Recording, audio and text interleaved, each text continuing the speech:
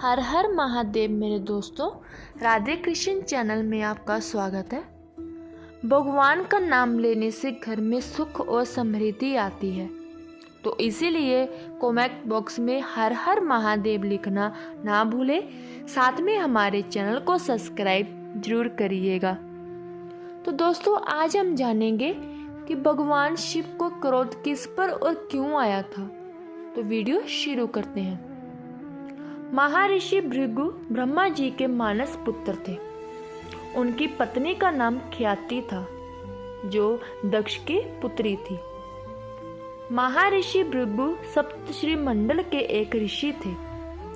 सावन और भद्रपद में वे भगवान सूर्य के रथ पर सवार रहते थे। एक बार की बात है, सरस्वती नदी के तट पर ऋषि मुनि इकट्ठे होकर इस विषय पर चर्चा कर रहे थे कि ब्रह्मा जी, शिव जी और श्री विष्णु में सबसे बड़े और श्रेष्ठ कौन है। इसका कोई निष्कर्ष न निकलता देख उन्होंने त्रिदेवों की परीक्षा लेने का निश्चय किया और ब्रह्मा जी के मानस पुत्र महर्षि मुनि को इस कार्य के लिए नियुक्त किया। महर्षि मुनि सर्वप्रथम ब्रह्मा जी के पास आए। उन्होंने ना तो प्रणाम किया और ना ही उनकी संतुष्टि की। यह देखकर ब्रह्मा जी क्रोधित हो गए, आंखों में अंगारे दहकने लगे। लेकिन फिर यह सोचकर कि ये उनके पुत्र है, उन्होंने हृदय में उठे क्रोध के अविवेक को विवेक बुद्धि में दबा लिया। वहां से महर्षि मुनि कैलाश गए। देवादेव भगवान महादेव ने देखा कि ऋषि मुनि आ रहे हैं, तो वे प्रसन्न होकर अपने आसन से उठे और उनका आलिंगन करने के लिए भुजाएं फैला दिया।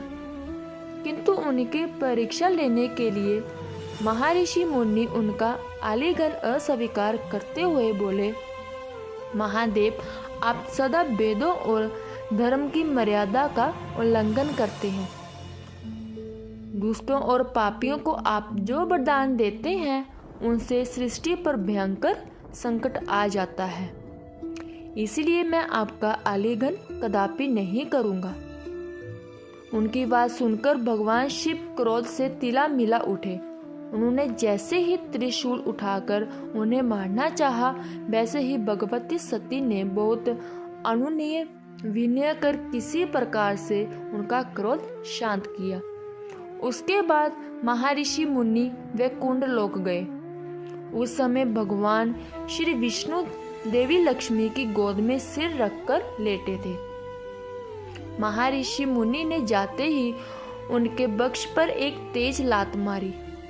भक्त वत्सल भगवान विष्णु श्री भी अपने आसन से उठ खड़े हुए और उन्हें प्रणाम करके उनके चरण सहलाते हुए बोले, भगवान, आपके पैर पर चोट तो नहीं लगी? कृपया इस आसन पर विश्राम कीजिए। भगवान, मुझे आपके शुभ आगमन का ज्ञान ना था, इसलिए मैं आपका स्वागत नहीं कर सका। आपके चरणों का स्पर्श तीर्थों को पवित्र करने वाला है। आपके चरणों के स्पर्श से आज मैं धन्य हो गया। भगवान विष्णु का यह प्रेम व्यवहार देखकर महर्षि मुनि की आंखों से आंसू बहने लगे। उसके बाद वह ऋषि मुनियों के पास लौट आए और ब्रह्मा जी, शिव जी और श्री विष्णु के जहाँ के सभी अनुभव विस्तार से कह बताया। उनके अनुभव सुनकर सभी ऋषि मुनि बड़े हैरान हुए और उनके सभी संदेह दूर हो गए।